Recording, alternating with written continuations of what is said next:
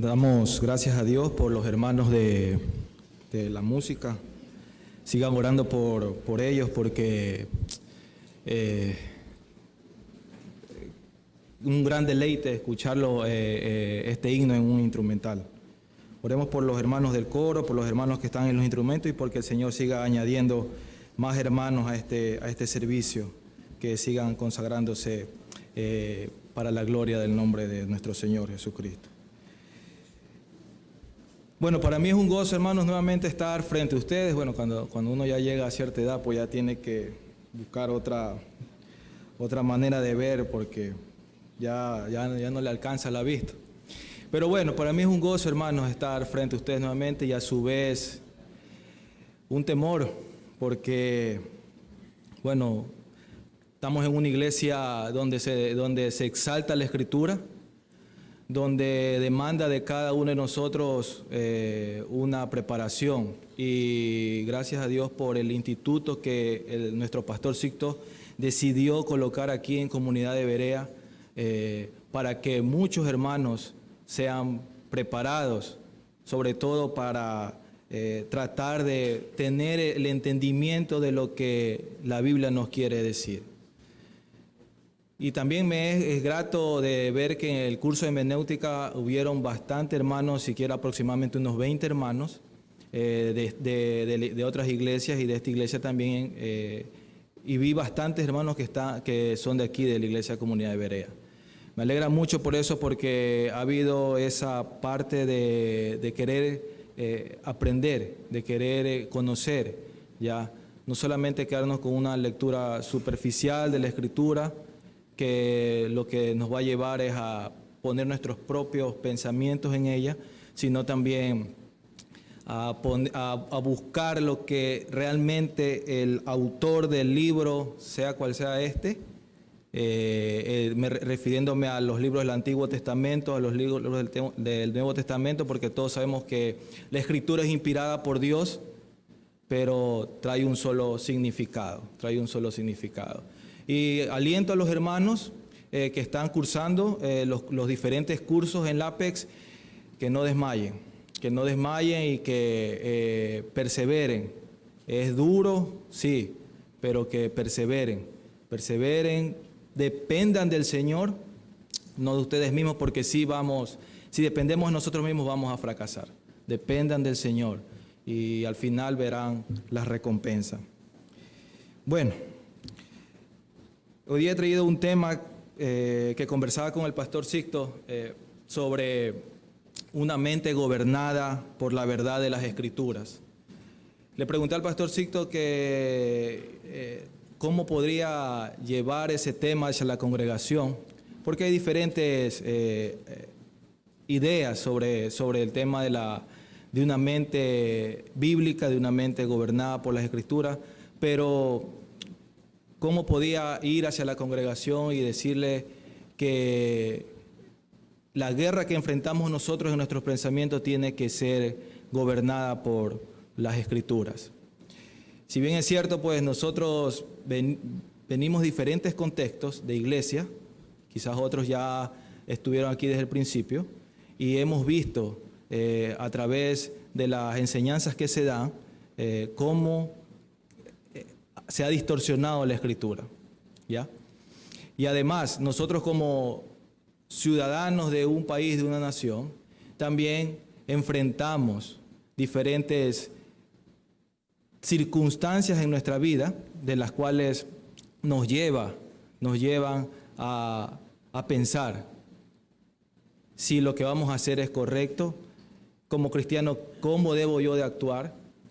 A veces dentro de la misma congregación, entre nosotros mismos como hermanos, llegamos a un punto de no saber cómo enfrentar cada idea de cada hermano, ¿sí?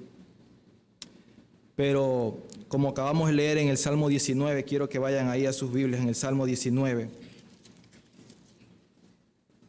Y si vemos ahí es la revelación perfecta del Señor, la revelación perfecta de Jehová que el salmista David escribe, donde comienza con la naturaleza, la creación, cómo Dios se ha revelado a través de la creación y sigue avanzando cómo Dios se revela a través de su ley. Pero quiero que pongan atención en el versículo 10, donde dice el salmista, donde dice David, dice, deseables son más que el oro y más que mucho oro afinado, y dulces más que miel y que la que destila del panal. ¿Qué son deseables? ¿Qué es lo que era deseable para el salmista? Era la ley de Jehová, el testimonio de Jehová, los mandamientos de Jehová, el precepto de Jehová, el temor de Jehová, los juicios de Jehová, toda la palabra de Dios. Somos amonestados, dice el salmista, con ellos, y encontraremos gran galardón en guardarlos. ¿Quién puede entender nuestros propios errores? Dice el salmista. Y en el versículo 14 dice, sean gratos los dichos de mi boca y la meditación de mi corazón delante de ti, oh Jehová, roca mía y redentor mío. El salmista concluye pidiéndole al Señor de que lo que salga de su corazón, lo que salga de su boca, sea la palabra de Dios. No haya otra cosa en su mente que no sea la palabra del Señor. Roca mía y redentor mío.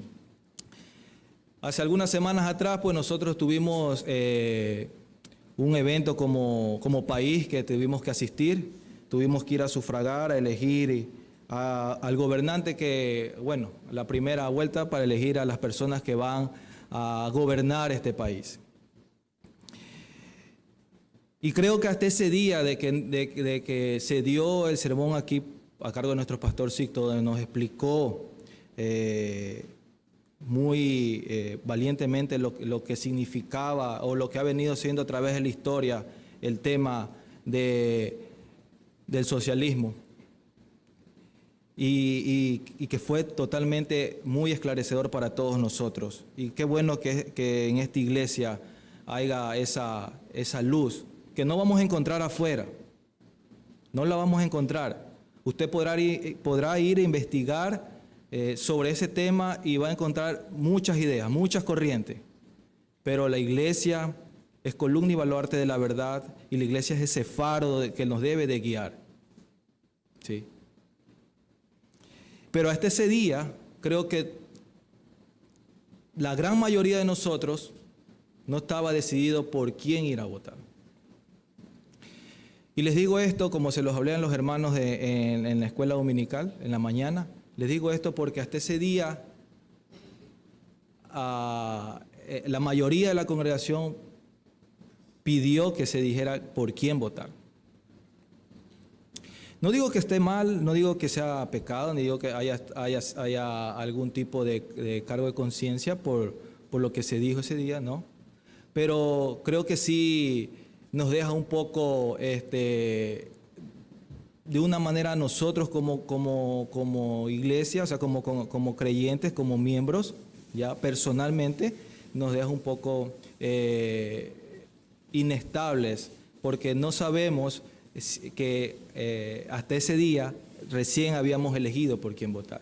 Nos deja un poco siendo irresponsables, porque creo que es de nosotros el querer saber o tener claro por qué persona o por qué a quién vamos a elegir. ¿Ya? ¿Y por qué se debe esto? Porque en nuestra mente se libra una gran batalla, una gran guerra, ¿ya? Con respecto a todo lo que nosotros vemos ahora en la sociedad. ¿Sí? Y esto no se libra solamente ahora, se ha librado desde el tiempo de los padres apostólicos. Siempre ha sido eso. De toda la historia de la redención bíblica ha habido una guerra en la mente de las personas, de la mente del pueblo de Israel, en la mente de las personas del Nuevo Testamento. Siempre ha ocurrido esto. Y Satanás está ahí presente. Satanás está ahí presente. La mayoría de nosotros hoy en día, por no decir todos nosotros enfrentamos una guerra de pensamientos ideológicos, filosóficos, que atacan nuestra mente hasta el punto de llevarnos a cuestionar nuestras propias decisiones. Muchos cristianos no tenemos una mente bíblica, no tenemos una mente gobernada por las Escrituras, pues esta debilidad sale a relucir en nuestras conversaciones cotidianas, en nuestras relaciones, en nuestra manera de vivir, en la forma en que vestimos, en la manera como gastamos el dinero, inclusive en la manera de cómo tratamos a otros. Pero ¿cuál es la causa de este problema? ¿Por qué nosotros no podemos tener una mente gobernada por la verdad de las Escrituras? Bueno, hay muchos factores por la cual nos ha llevado a una debacle en nuestra mente. Tenemos ahora lo que se conoce como el individualismo, el triunfo de yo. Y si saben que esto ya se ha convertido en una religión, la religión del yo. El abandono de valores absolutos. Ahora solamente vamos por la vida pensando que lo que nosotros decimos es lo correcto. Hemos abandonado los valores absolutos. Hemos rechazado estándares objetivos de comportamiento. Ahora apelamos a la parte subjetiva de que si no afecta a mi conciencia, bueno, está bien.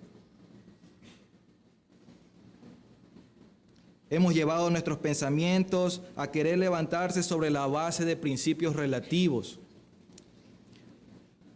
Hemos caído en la autosuficiencia, pero sobre todo, y escuchen bien, pero sobre todo nos hemos alejado de Dios. Nos hemos alejado de Dios. Pero hermano, ¿usted cómo va a decir que nos hemos alejado de Dios si venimos los domingos a la iglesia, si venimos a la escuela bíblica, si estamos cursando las clases de un instituto? ¿Cómo es que nos alejamos de Dios? El que vengamos a la iglesia no nos garantiza que seamos verdaderos creyentes. El que vayamos a un instituto tampoco nos garantiza que seamos verdaderos creyentes. ¿Sí? Podemos estar aquí y no ser verdaderos creyentes. Puede estar usted aquí sentado y se está engañando, ha vivido engañado toda su vida. ¿Sí? Pero creemos que la Biblia es la palabra de Dios. Creemos que la Biblia es la palabra de Dios, pero en una sociedad que cada día nos lleva al relativismo, a una posverdad, nuestros pensamientos han caído presos ¿de qué? De los estratagemas de los hombres, de las filosofías huecas y disparates elocuentes que nacen del pensamiento humano y de los poderes espirituales de este mundo. Y no han sido cautivos de la palabra de Dios para obediencia a Cristo. Hemos llegado al punto de creer que la sabiduría del mundo, escúcheme bien, que la sabiduría del mundo no es insensatez para con Dios. Pero creemos que la Biblia es la palabra de Dios.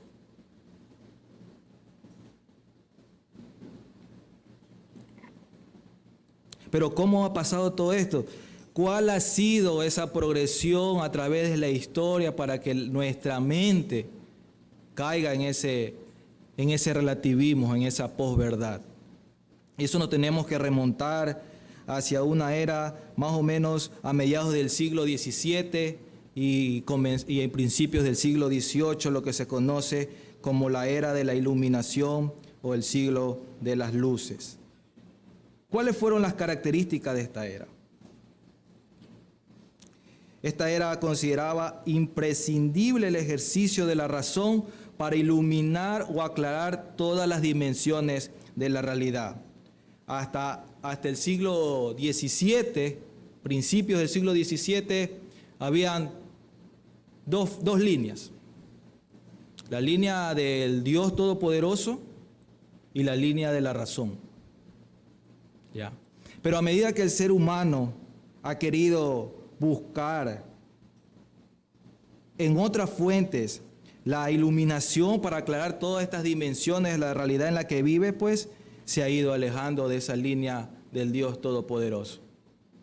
Claro está de que en la época de la Edad Media, antes de este siglo XVII, XVI, más atrás en los siglos XV, XIV, hubo una oscuridad en la iglesia. La iglesia enfrentó una oscuridad. Otra característica de esta era el hecho de que la religión era el centro de la vida hasta antes de esta era, ¿ya? Pero el siglo de las luces, en esta era, querían relegar esa autoridad que correspondía a la religión para dirigir el centro de la vida de la persona. La religión pasó a ser un ente más de la sociedad. Si bien era muy importante, ya no tenía el poder de los siglos anteriores. Cuando me refiero a religión, me refiero a lo que la Escritura había otorgado o lo que las personas en esa era antes del siglo de las luces buscaban en la Escritura. El movimiento iluminista buscaba limitar el poder de la iglesia, dándole mayor lugar a la razón. Crearon una oposición hacia la religión. A grandes rasgos se puede decir que los ilustrados se caracterizaban por tener una confianza plena en el uso de la razón, la ciencia y la educación como los caminos adecuados para mejorar la vida humana. ¿Y qué pasó con los evangélicos? Pues se alejaron de Dios, se alejaron de esa flecha que lo llevaba hacia el Dios Todopoderoso y comenzaron a buscar la razón. Y ahí comienza la debacle del pensamiento de los evangélicos. A mitad del siglo XX se obsesionaron durante muchas décadas con el pensamiento positivo, la autoestima y la psicología cristiana. Después de eso cayeron en el uso del marketing y las estrategias promocionales. A principios del siglo XXI, el posmodernismo, que también se promocionó como el movimiento de la iglesia emergente, invadió la iglesia evangélica.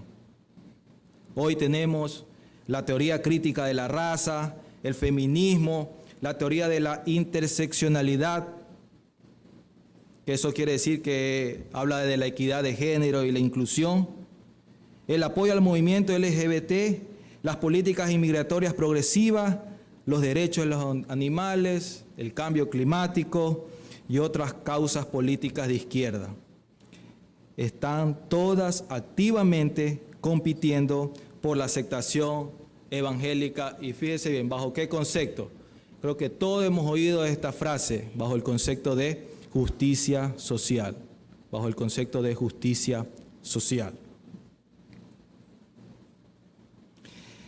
La ausencia de una mente bíblica imposibilita el discernimiento espiritual, lo cual trae consecuencias al individuo y al pueblo de Dios en general. Y a través de toda la Escritura, pues nosotros hemos visto eso, ¿ya?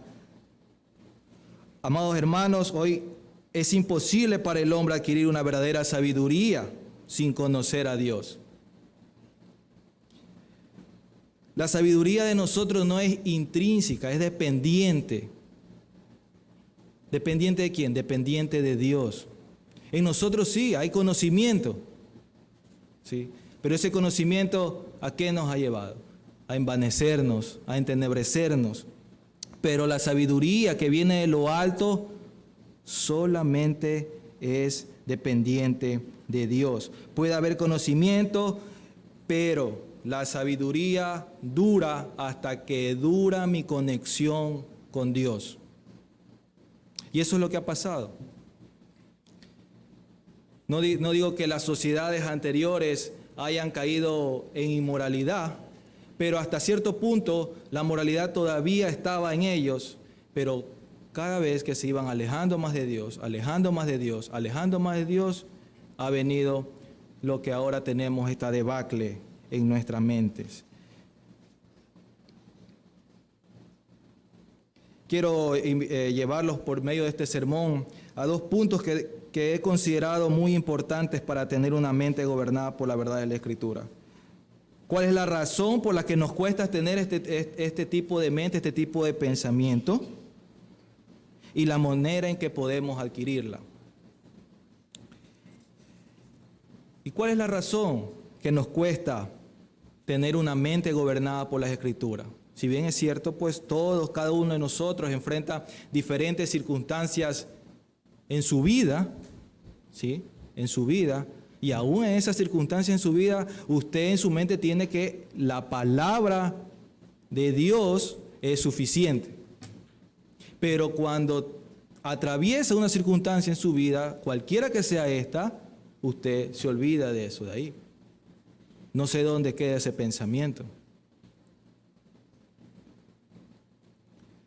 Y esto nos remonta al principio, al Génesis. El pecado, hermanos. El pecado fue el impacto que nos ha dado en nuestra mente. El pecado. La caída del hombre fue el impacto hacia nuestra mente. ¿Y saben cómo comenzó? Todos vamos a llegar a ese mismo punto. Adán y Eva. Adán y Eva. ¿Sí? Y no que fue Eva la que tomó del fruto y después Adán le siguió, entonces fue Eva la primera. No. Satanás ahí utilizó sus artimañas con una pregunta. ¿Ustedes saben cuál es la pregunta que le hizo Satanás a Eva? Ahí en Génesis 3:1 dice, con que Dios os ha dicho. Con que Dios os ha dicho. Y eso creo que a través de la Escritura, cada vez que nosotros nos ponemos a leer, en nuestra mente hay esa batalla. En nuestra mente hay esa batalla. Creo que en sí el comer del fruto no fue el pecado, esa fue la materialización del pecado, el comer del fruto. Pero comienza en nuestra mente. Cuando todo pecado comienza de alguna manera con la duda del carácter de Dios. Cuando Satanás le hace esta pregunta a Eva, ¿con qué Dios os ha dicho? En la mente de Eva hubo un choque. Un choque. Que lo que la llevó a desobedecer la palabra de Dios, porque Dios ya le había dicho, ¿sí? A desobedecer la palabra de Dios y a dudar de su carácter. ¿Qué pasa en nuestras mentes con el impacto del pecado? ¿A qué nos lleva esto? ¿A qué nos lleva cuando nosotros en nuestra vida, en nuestra naturaleza caída, tenemos esa tendencia de pecar? ¿Qué pasa cuando somos tentados? ¿Cómo debemos nosotros actuar? ¿Cómo nosotros debemos pensar? Si ustedes van al libro 2 de Corintios, vayan a su Biblia 2 de Corintios. La segunda carta a los Corintios, capítulo 3.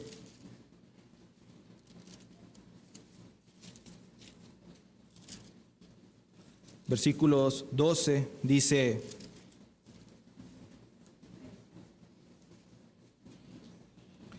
versículo de 12 a 15 dice, así que teniendo tal esperanza usamos de mucha franqueza y no como Moisés, que ponía un velo sobre su rostro para que los hijos de Israel no fijaran la vista en el fin de aquello que había de ser abolido.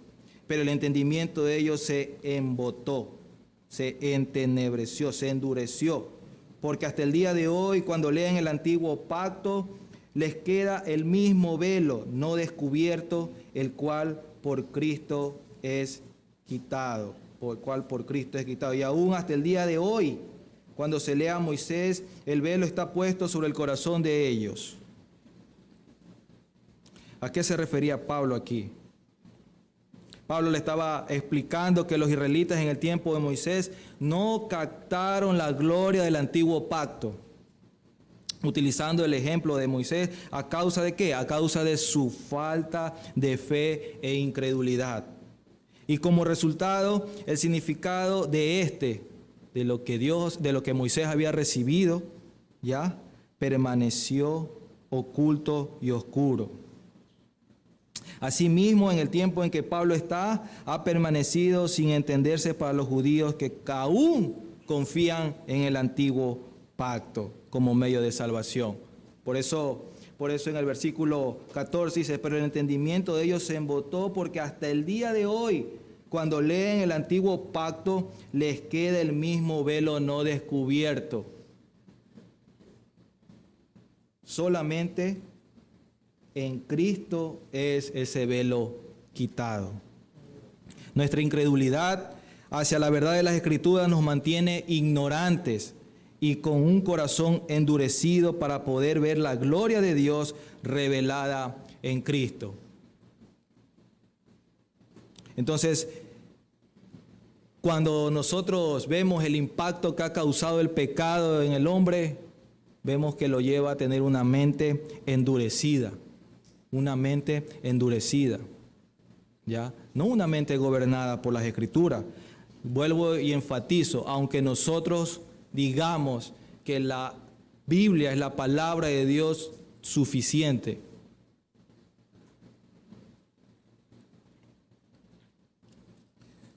Otro pasaje, según a los Corintios, más adelante, capítulo 4, verso del 1 al 6, dice: por cual teniendo nosotros este ministerio según la misericordia que hemos recibido, no desmayamos.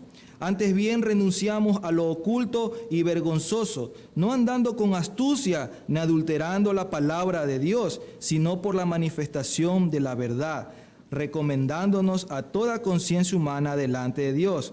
Pero si nuestro evangelio está aún encubierto, entre los que se pierden está encubierto. Versículo 4, en los cuales el Dios de este siglo cegó el entendimiento de los incrédulos, para que no les resplandezca la luz del evangelio, de la gloria de Cristo, el cual es la imagen de Dios.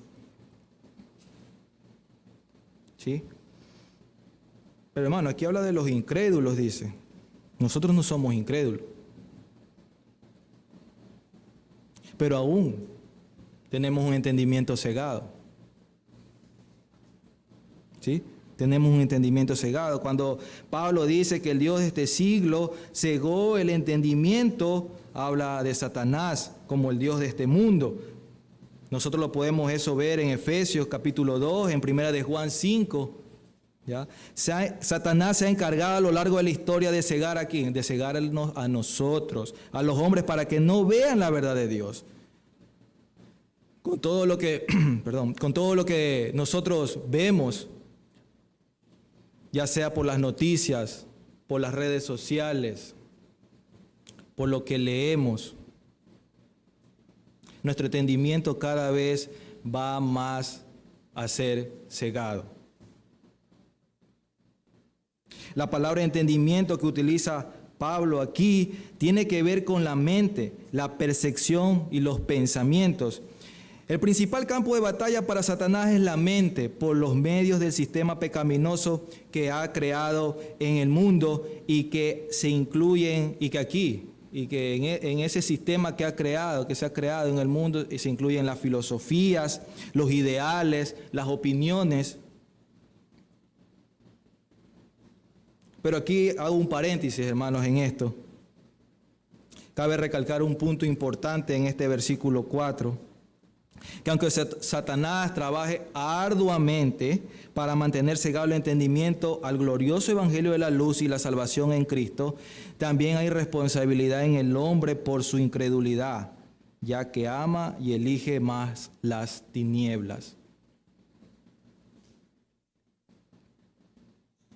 Dios ha elegido la palabra para transmitir su sabiduría, porque la palabra de Dios toca el entendimiento que el Dios de este siglo cegó. En nuestras conversaciones que tenemos entre nosotros como creyentes, pues surge mucha discordia también.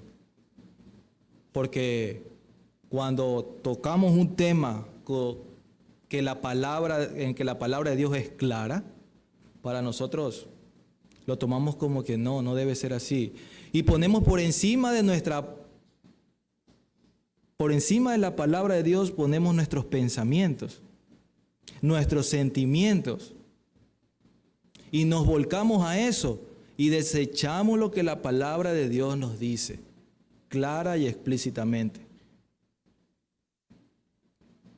Creo que todos nosotros hemos oído la base para una interpretación bíblica que se ha expuesto aquí, la suficiencia de las Escrituras, la inerrancia de las Escrituras, la infalibilidad de las Escrituras, la claridad de las Escrituras.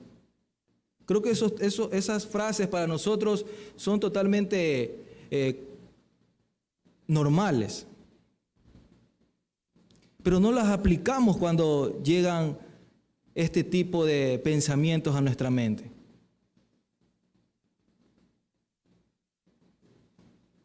Nos deleitamos de las cosas que vemos en el mundo, y cuando la palabra dice que lo que hay en el mundo es insensatez para con Dios.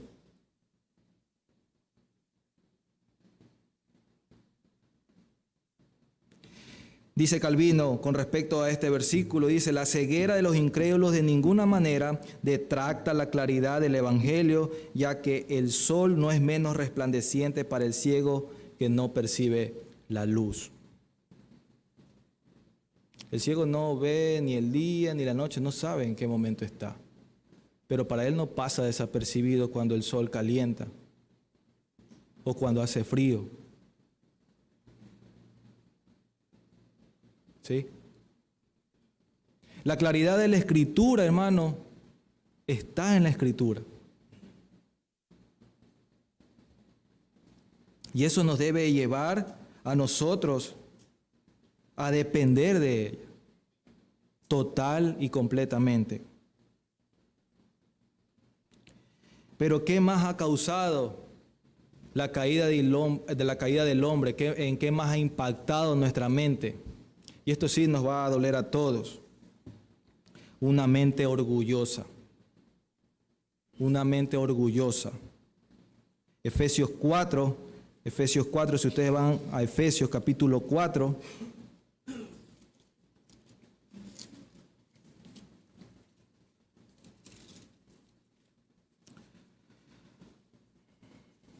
Versículo 17.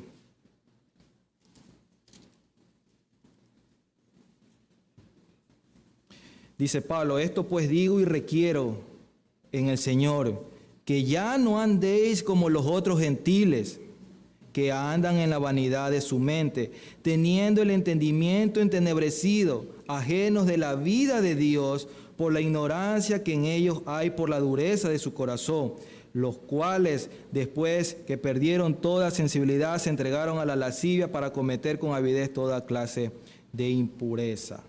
Mas vosotros no habéis aprendido así a Cristo, ¿sí?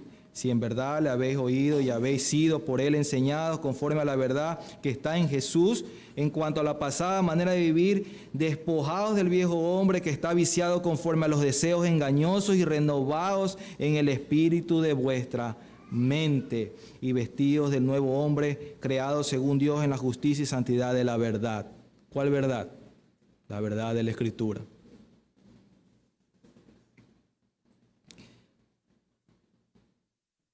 Sí, Pablo aplica lo que ha expuesto en los versos del 1 al 16, donde dice que requiere en el Señor que ya no andemos como los otros gentiles que andaban con una mente orgullosa, una mente vana, teniendo que el entendimiento entenebrecido, endurecido, cegado, ajenos de la vida de Dios.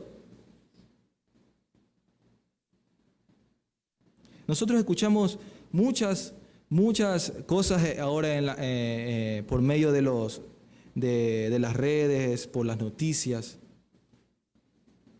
Y lo que escuchamos enseguida lo publicamos o enseguida lo hablamos. ¿Cuánto de lo que escuchamos o cuánto de lo que vemos lo pasamos por el sedazo de la Escritura?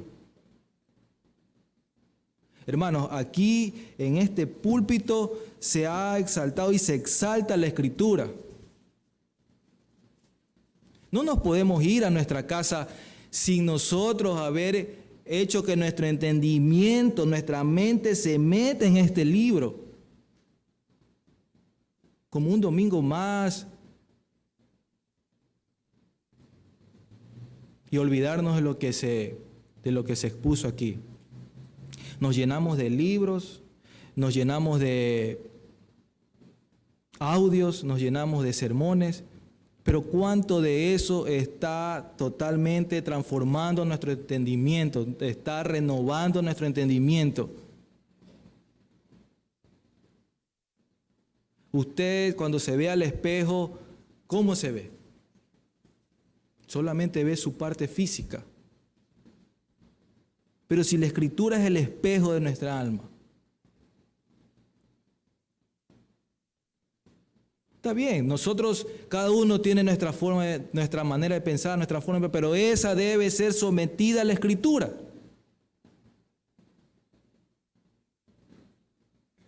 Nosotros como iglesia, ¿qué debemos llevar? La luz del Evangelio, la luz que ha resplandecido en nosotros. Pero si el Dios de este siglo nos entenebrece el pensamiento, el conocimiento, nuestra mente, y nos pone esa pregunta, ¿con qué Dios os ha dicho? Y nos saca del libro de la sabiduría y nos manda a otro libro, nos manda a buscar otra fuente. No, pero yo creo que la palabra de Dios es suficiente. Entonces, ¿por qué sigue teniendo esas huecas filosofías? Si usted dice que la palabra de Dios es suficiente, ¿por qué sigue buscando en la psicología? ¿Por qué sigue buscando en los pensamientos positivos? ¿Por qué sigue buscando en lo motivacional? Leímos lo que causaba el desear los dichos de Jehová, lo que causaba. El salmista dice que los deseaba como oro. Y la palabra de Dios es chocante. El salmista lo acaba de decir.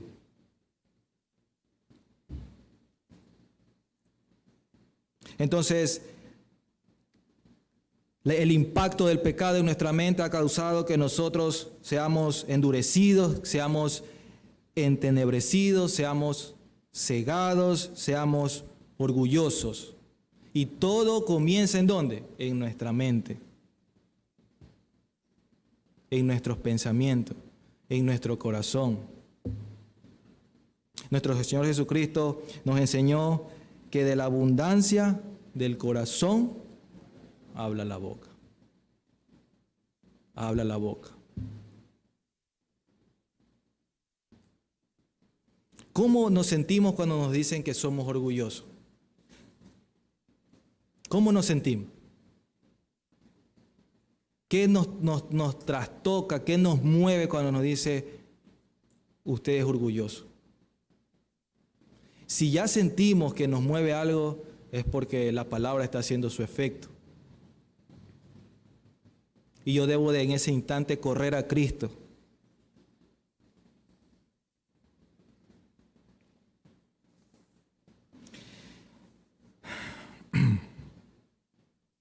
Un comentarista escribió sobre este pasaje de Efesios: el pensamiento no es que las mentes no regeneradas estén vacías, es que están llenas de cosas que no conducen a nada. Y de eso llenamos nuestra mente, de cosas que no conducen a nada. hasta el punto, hermanos, de poder decir que lo bueno es malo y lo malo es bueno. Hasta ese punto. Como cristianos tenemos la guía de la Escritura para andar en el camino y lugar adecuados. Una mente caída terriblemente produce una orientación del pensamiento y de la vida del hombre totalmente egocéntrica. Lo mismo pasa en una mente regenerada. No nos escapamos nosotros, hermanos. No solamente el incrédulo tiene la mente endurecida, cegada, orgullosa, sino en una mente regenerada. Aunque conocemos a Dios, queremos ser autosuficientes. Queremos ser autocomplacientes con nosotros mismos. Aunque conocemos a Dios. Y yo creo como cristiano que la palabra de Dios es suficiente. Pero no, yo en esta parte me voy para acá.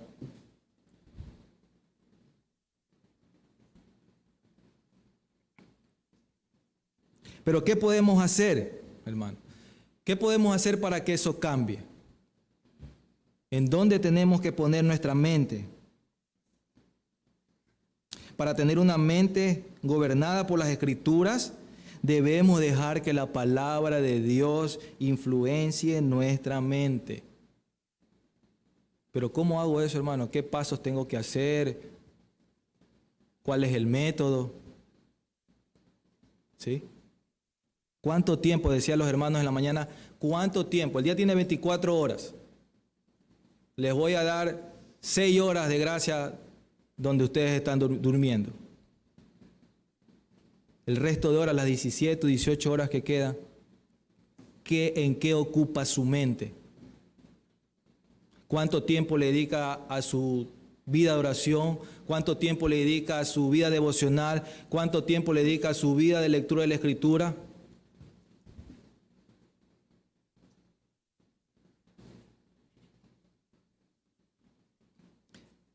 ¿Cuánto tiempo nosotros dejamos que la Escritura influencie nuestra mente?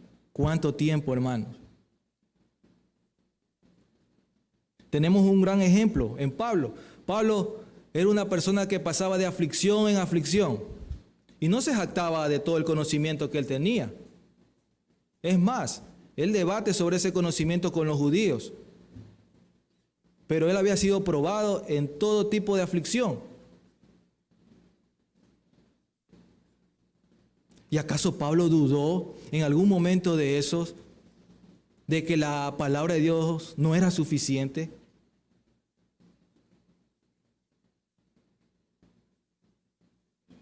Él concluye, si ustedes van a la carta a Timoteo, 2 de Timoteo, capítulo 6,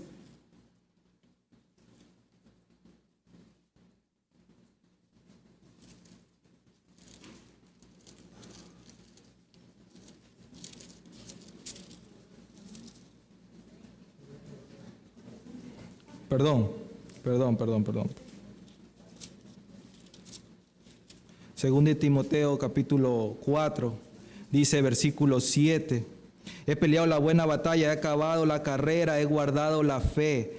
Por lo demás me está guardada la corona de justicia, la cual me dará el Señor, juez justo en aquel día, y no solo a mí, sino también a todos los que aman su venida. ¿Sí ven el pensamiento de Pablo? A pesar de que él estaba pasando aflicciones, pasando prisiones, cómo él culmina su vida. He peleado la buena batalla. ¿Cuántos de nosotros podríamos decir eso de ahí? He peleado la buena batalla, he acabado la carrera, he guardado la fe. Por lo demás me está guardada la corona de justicia, la cual me dará el Señor. Pablo pensaba en la eternidad. Pablo pensaba en el día en que se va a encontrar con su Señor, el cual le tenía guardado la corona de justicia, y que no solamente estaba para él, sino también a todos los que amamos su venida. ¿Estaremos preparados nosotros para esa venida del Señor?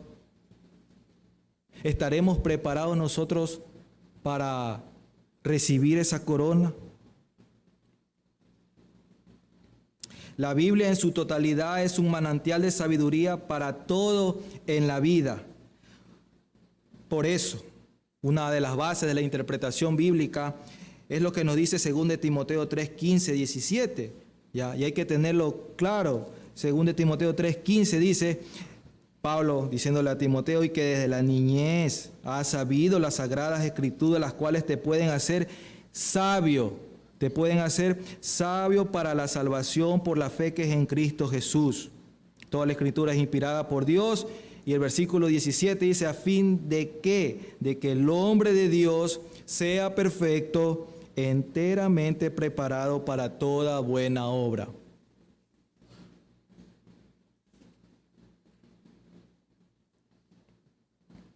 El versículo 16, o todo este pasaje desde el versículo 15, me muestra la suficiencia de las Escrituras. Suficiente para hacerme sabio para la salvación. Suficiente para qué? Para enseñarme, para redarguirme, para enseñarme. No me está dando un detalle de qué me va a enseñar, sino para enseñarme en todos los aspectos de mi vida. O sea, no hay ningún aspecto de nuestra vida, hermanos, que se escape de la palabra de Dios. Todo, personal, político, social, relaciones con mis familiares, relaciones con mi esposa, relaciones con mis hijos, todo. No hay nada que se escape de la Escritura. ¿Por qué tenemos que poner nuestra mente en otras cosas que no sea la Escritura? ¿Por qué tengo que buscar una ayuda fuera de la Escritura? Pero vengo a la iglesia todos los domingos, escucho todos los sermones, compro libros, escucho audios, escucho podcasts. Pero ¿cuándo someto mi mente a la Escritura? Las hermanas están estudiando Colosenses en el Ministerio de Damas. Y es algo maravilloso porque me ha tocado estudiar con mi esposa ese libro. Y realmente Pablo ahí demanda que en la vida, o sea, que en la mente de los creyentes de la iglesia de Colosas abunde o more en abundancia la palabra de Dios. Que no te vayas a los estratagemas de los hombres, a los rudimentos de este mundo, a la filosofía, a las huecas sutilezas, sino es que tu mente sea clavada en la Escritura.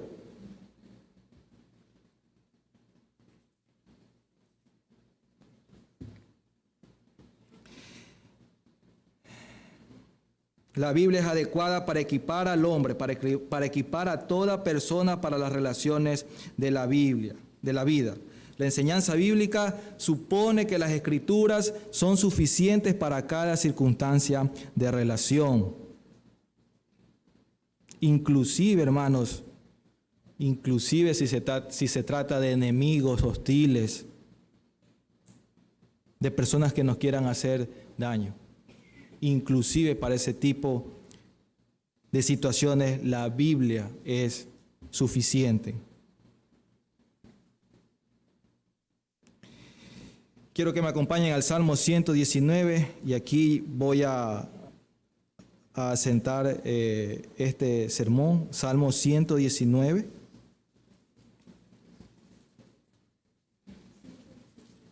Salmo 119. Creo que, por no decir, la mayoría de nosotros ha podido deleitarse en este salmo. Espero que sí. Espero que sí. Y si aún usted no lo ha leído, pues le invito a que lo haga parte de su vida. Salmo 119, lo haga parte de su vida. ¿Sí? Téngalo también como un devocional, porque es un manjar este Salmo 119. Es una exaltación sublime a las excelencias de la palabra de Dios. Si usted no lo ha leído, léalo, hermano. Léalo y como nos dice David en el Salmo 1, medítelo. Encuentre en la Escritura su deleite, su delicia. Dice el Salmo 119, verso del 1 al 3. Bienaventurados los perfectos de camino, los que andan en la ley de Jehová. Bienaventurados los que guardan sus testimonios y con todo el corazón le buscan, pues no hacen iniquidad los que andan en sus caminos. Los que andan en sus caminos. Aquí este salmo trata la gloria de las Escrituras, diligente, de una manera tan diligente, pero siempre encontrando una conexión en Dios mismo. El salmista exalta las Escrituras no solamente con su manera de pensar, sino que su manera de pensar depende de Dios mismo. Un comentarista dice, este énfasis incansable que hace el salmista ha llevado a algunos a acusar al salmista de adorar la palabra en lugar de al Señor. Pero se ha observado bien que toda referencia aquí a la Escritura, sin excepción, la relaciona explícitamente con su autor. Y aquí comienza la verdadera piedad, hermano. Aquí comienza la verdadera piedad. Un amor a Dios no seco por el estudio, sino renovado, informado y alimentado por Él. No solo para llenarme de conocimiento de lo que dice tal o cual versículo, o para debatir con tal o cual persona, o con tal o cual hermano, sino un amor renovado, informado por la Escritura y alimentado por Dios mismo.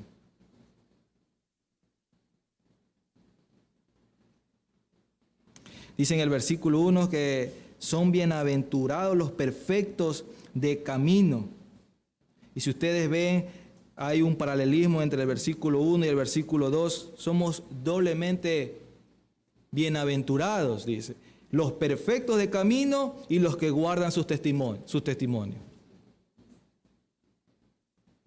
Somos dichosos, somos felices, eso es lo que significa la palabra bienaventurado. Tenemos un gozo profundo y contentamiento en Dios.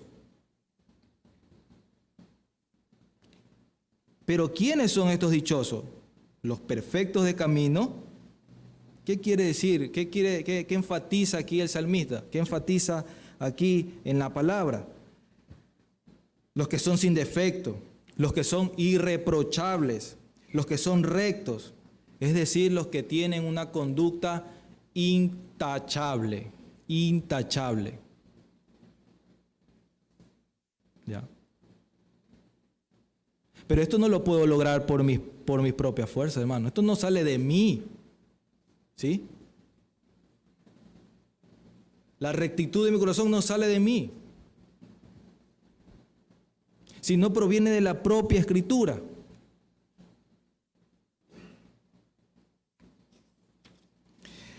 En el versículo 2 encontramos a los que guardan sus testimonios.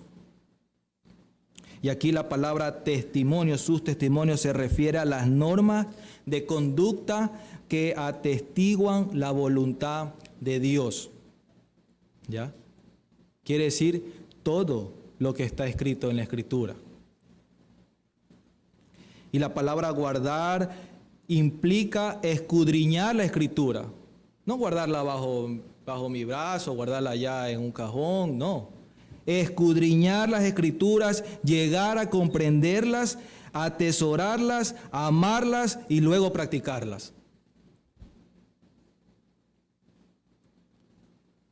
Si ven todo el progreso de escudriñar la Escritura, no solamente me siento en la mañana, cojo mi Biblia, me pongo a leer en un salmo, en un pasaje del Nuevo Testamento, un pasaje del Antiguo Testamento, sino que tengo que hacer, llegar a comprenderla, atesorarla, amarla y a practicarla.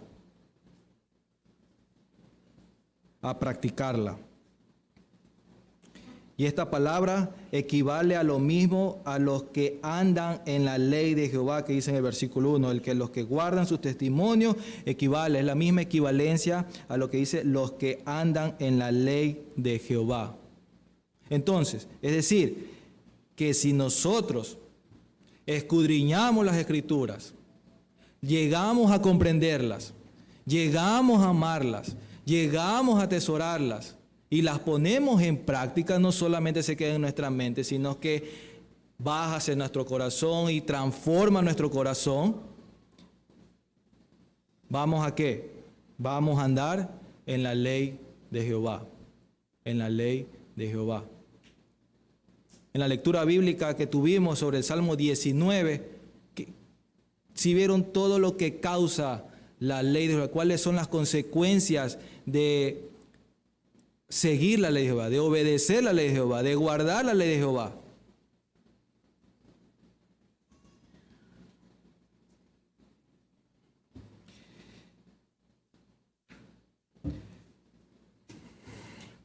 Miren, la palabra ley aquí es la que en el hebreo se traduce como Torá, y su significado abarca, sobre todo para el pueblo de Israel, abarcaba la ley o el Pentateuco. Pero aquí el salmista la está usando, ¿para qué? Para referirse a la revelación escrita de Dios, no solamente para referirme a lo que era el Pentateuco o el Antiguo Pacto, ¿ya? Sino a toda la revelación escrita de Dios. Y es muy importante que nosotros podamos caer en cuenta de lo que esta palabra ley denota en estos 3 versículos, que se la usa, que el salmista ha puesto de una manera implícita y explícita unos sinónimos ahí. Si ustedes ven en el versículo 1, la palabra Torá, que está traducida como ley, no solamente queda a lo que era la ley o el Pentateuco, sino es que el salmista la pone en connotación con la enseñanza o dirección de Dios. Con la enseñanza o dirección de Dios.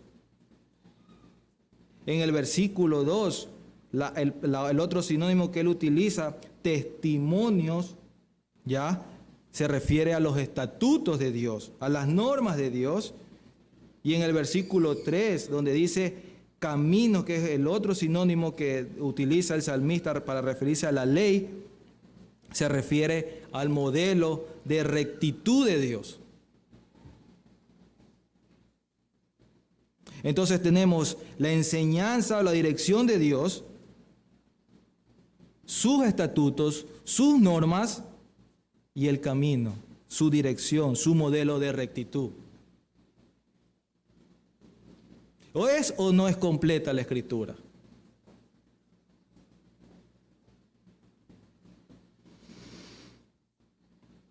Es importante, hermanos, que consideremos que cuando aprendemos a vivir y a seguir nuestras vidas con una mente gobernada por las Escrituras, andamos conforme a la palabra de Dios, hacemos lo que la palabra de Dios enseña y somos íntegros en toda nuestra manera de andar.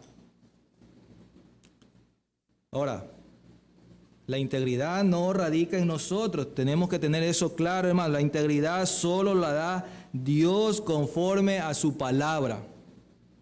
No es porque yo ya me metí toda la Escritura, me la memoricé, ya soy íntegro de corazón.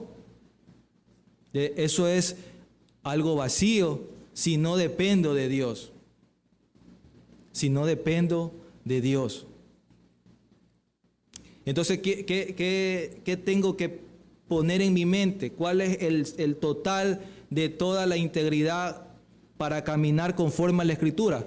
Toda mi vida total, mi vida íntegra, mi vida de escudriñar la Escritura, mi vida de oración, mi vida de devoción, mi vida con mi esposa, mi vida con mis hijos, mi vida en la congregación con mis hermanos, mi vida en el mundo.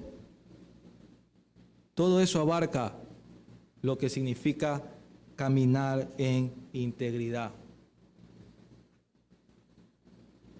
Hermano, la tentación está ahí, enfrente de nosotros.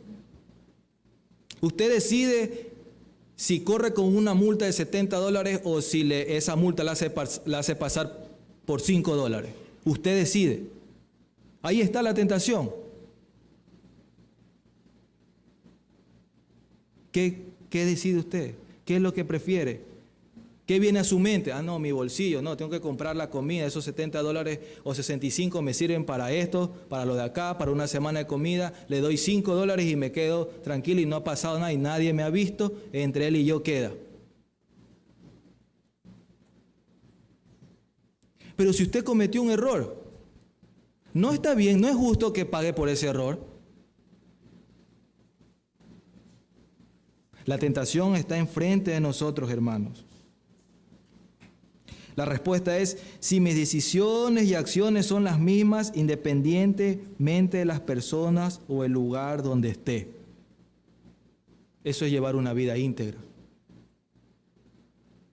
Usted se levantó en la mañana, hizo su devocional, sale a trabajar y se tiene que enfrentar con decisiones cotidianas. Pero como nadie está ahí de la iglesia, ni un hermano me va a ver, no voy a afectar la conciencia de nadie. Pero sí sabe que tener ese tipo de pensamiento es tener un pensamiento pobre, endurecido, cegado, orgulloso.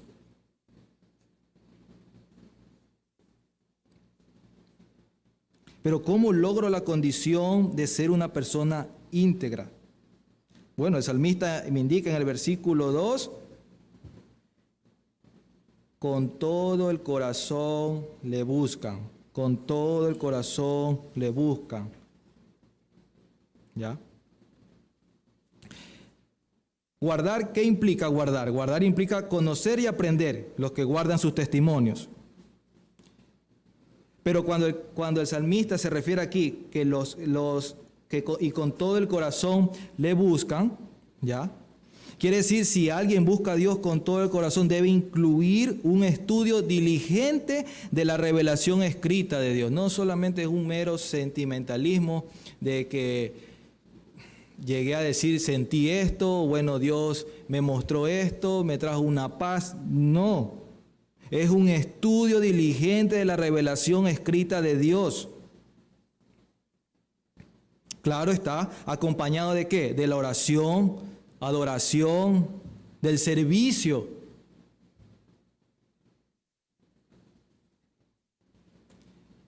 Pero ¿qué pasa si todas estas aplicaciones externas no incluyen buscar a Dios a través de su palabra?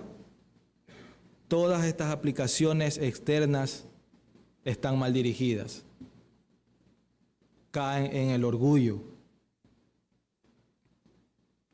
Y la palabra que utiliza aquí el salmista para corazón en el original se puede referir al órgano del cuerpo que bombea sangre a nuestro corazón propio, o también se usa para mente, alma, espíritu, ser, o la fuente de vida del ser interior en varios aspectos. ¿Enfocada en qué? En los sentimientos, en los pensamientos, en la voluntad y en otras áreas de nuestra vida interior. O sea, cuando el salmista aquí utiliza y con todo el corazón le buscan, quiere decir de que toda nuestra mente, nuestros pensamientos, nuestra voluntad, todos nuestros sentimientos están enfocados en buscar diligentemente a Dios por medio de las Escrituras.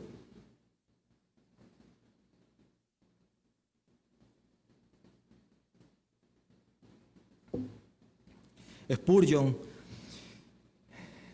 comentaba sobre este versículo y cito: Dios no es verdaderamente buscado por las frías investigaciones del cerebro. Debemos buscarlo con el corazón. El amor se revela al amor.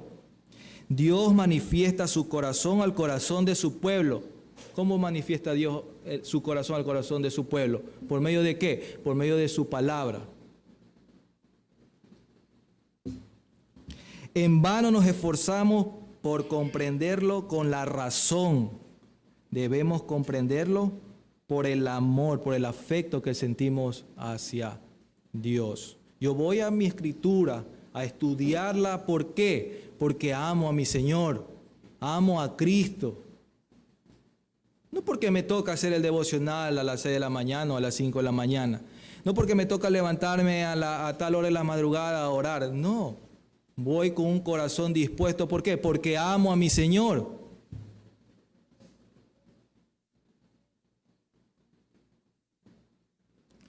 ¿Sí ve cuán difícil para nosotros es pasar del primer mandamiento si estuviéramos en la ley?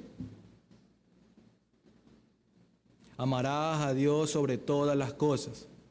Sobre todas las cosas. Y ahí no especifica si es sobre mi esposa, si es sobre mi esposo, si es sobre mis hijos, sobre mi mamá, sobre mi papá. Dice que amarás a Dios sobre todas las cosas. Si estuviésemos en la ley, no pasáramos de ese primer mandamiento.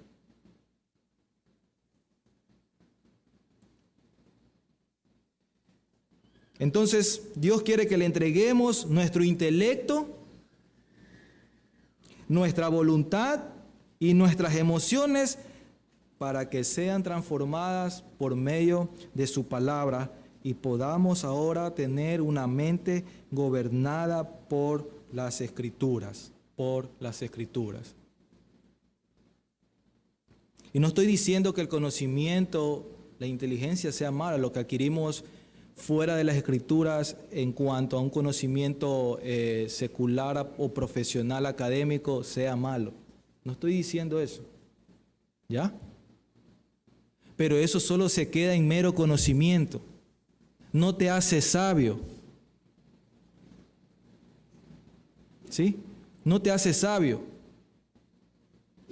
O sea que todos los años que tú pudiste estudiar solamente obtuviste conocimiento, no eres sabio. La sabiduría la vas a encontrar en la palabra de Dios. En la palabra de Dios. Si vives conectado con Dios. Si vives conectado con Dios. Cuando esto pasa, de que la palabra de Dios se convierte en nuestro manantial de sabiduría,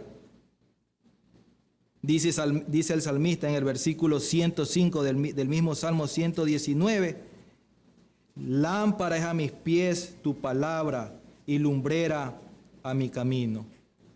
En eso se convierte la Escritura, en nuestras mentes, en lámpara y en lumbrera.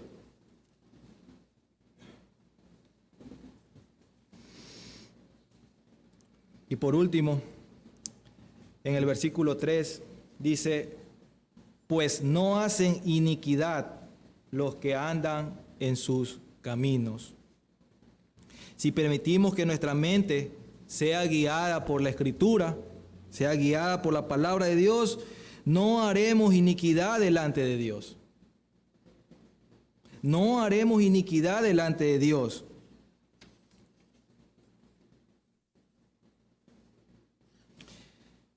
Entonces el salmista se enfoca ¿en qué? En que el principal objetivo de la Escritura es prevenir que el hombre camine o marche por sendas de pecado, por sendas del mal, sino que camine por los senderos de rectitud de Dios. ¿Ya? El objetivo principal de que los perfectos de camino anden en la ley de Jehová, de que guarden sus testimonios y que lo busquemos con todo el corazón, es de prevenirnos, de no andar en los caminos del mal, dejarnos llevar por las tentaciones del pecado, sino por andar en los caminos de Dios, en los modelos que Dios nos ha dado en su palabra.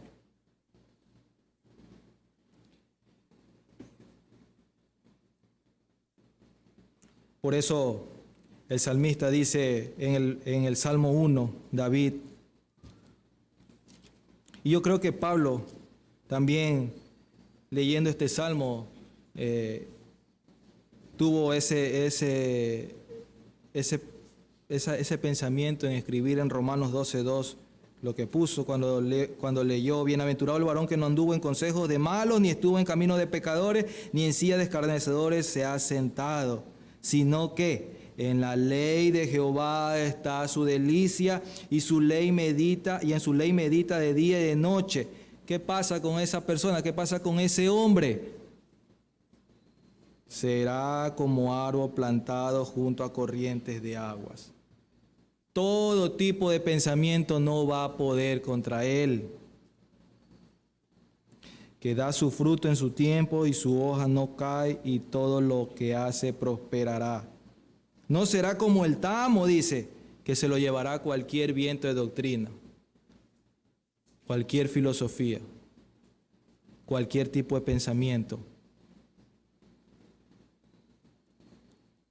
Y Pablo, asentando esto a los romanos, en Romanos 12, él dice, Romanos 12, capítulo 12, versículo 2, no os conforméis a este siglo, sino transformaos por medio de la renovación de vuestro entendimiento, para que comprobéis cuál sea la buena voluntad de Dios, agradable y perfecta. Renovaos en vuestro entendimiento.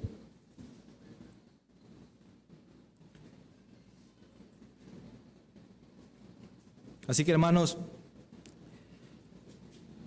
¿cuánto tiempo nosotros estamos dedicando a la Escritura? ¿O cuánto le estamos permitiendo a la Escritura que gobierne nuestra mente? O mejor dicho, ¿cuánto le permitimos a nuestra mente que sea gobernada por la Escritura?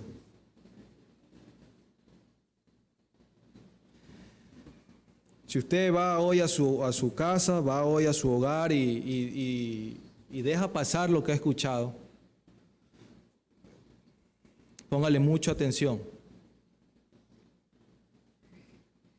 No solamente a lo que escucha hoy, sino a lo que escucha todos los domingos, a lo que lee todos los domingos. Pongas todo su intelecto en la Escritura. Por eso que ahora que se vienen unas nuevas elecciones, yo le comentaba a los hermanos en la mañana, bueno, con ese pensamiento que tenemos ahorita de que vamos a votar por el menos malo, pero si el menos malo va a apoyar las ideologías, va a apoyar los movimientos LGBT, ojo, y que todo eso va en contra del cristianismo. ¿Cómo vamos a discernir eso? ¿Cuánto usted está sometiendo su mente a la Escritura para que le dé la luz para saber cómo votar? Ojo que yo no estoy diciendo de que no voten por ese o voten por el otro. Es decisión de cada quien cómo vaya a votar, si elija a cualquiera de los dos, o si vota nulo, o si vota blanco. Pero para mí, opinión personal, votar nulo o blanco es una irresponsabilidad, ¿sí? Solamente para que mi conciencia quede tranquila. Al final Dios gobierna, Dios es soberano sobre todo lo que haga en esta nación. Y como se lo dije al principio, todo radica de cuando el hombre se va alejando de Dios, poco a poco va a ir a la debacle en la que cada día nos estamos sumergiendo más. Pero nosotros como iglesia estamos para hacer esa luz, ¿ya? En medio de esta penumbra, en medio de esta oscuridad que hay. Pero no solamente por la iglesia en sí misma, sino por su palabra, por su palabra.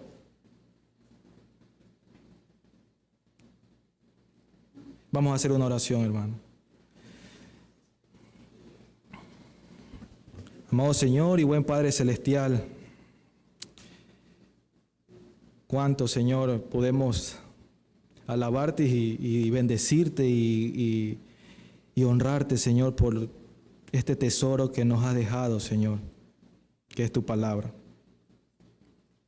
Padre, ayúdanos a cada día poner nuestra mente, nuestro intelecto, nuestros pensamientos, nuestras emociones, Señor, nuestros sentimientos en en sometimiento a tu palabra. Somos débiles, Señor. Somos orgullosos. Y eso debe llevarnos a ti, corriendo, de una manera desesperada, Señor, a que en nosotros mismos no podemos, sino es que a través de ti, de tu Espíritu y por la obra de tu palabra, Señor, vas a ir renovando nuestro entendimiento. Padre, ayúdanos a guardarla, a atesorarla, a amarla, a escudriñarla con diligencia, para andar en los caminos de rectitud, para andar en los caminos que tú nos has puesto, Señor. Y que no solamente, mi Dios, quede en nuestros corazones, sino que también llevemos, Señor, esa luz. También llevemos, Señor, esa palabra de esperanza a los perdidos. Y que ellos puedan ver en nosotros, Señor, la obra que tú haces por medio de tu palabra. Gracias, Padre, por tu palabra. Te pido, Señor, que guardes la vida de mis hermanos. Te pido, Señor, que tú les fortalezcas en este inicio de semana, Señor. Y te pido que tú, Señor, estorbe sus pensamientos, mi Dios, para que ellos corran a tu palabra.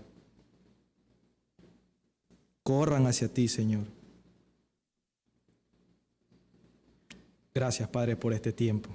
Gracias por tu palabra expuesta. En Cristo Jesús. Amén. Amén. Se pueden poner de pie, hermanos, para despedir este tiempo.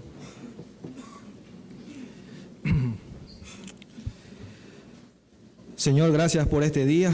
Gracias por permitirnos, Padre, venir a tu iglesia, a adorarte, a alabarte. Gracias por, Señor, tu palabra que ha sido expuesta. Pedimos, Señor, que nos lleves a nuestros hogares con tus bendiciones, con tus cuidados. Y, Señor, también oramos por la vida de nuestros pastores que están en viaje. Mi Dios, guárdalos de cualquier situación. Y, Padre, también, Señor, úsalos allá en donde se van a preparar para que ellos puedan traer todo, Señor, ese conocimiento y nos puedan seguir instruyendo a tu iglesia, Padre Santo. Gracias, Señor. Bendícenos y guárdanos en Cristo Jesús. Amén. A las 5 de la tarde, hermanos, nos volvemos a ver.